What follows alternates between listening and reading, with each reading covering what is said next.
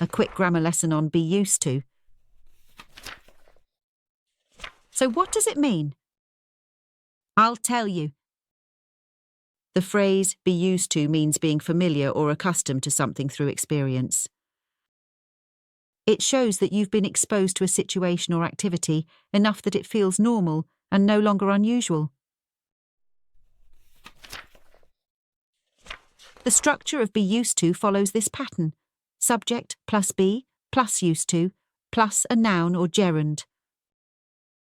This shows that the subject is accustomed to or familiar with something. Let's see some examples. He's been sick for years, he's used to hospitals.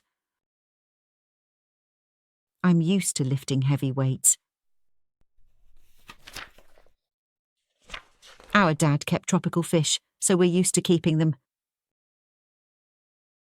I'm used to cooking seafood. My dad is a fisherman.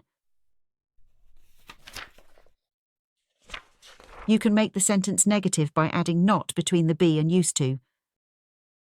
This means you are not accustomed to a situation or activity. For example, he's not used to playing with other children. I'm not used to these prices.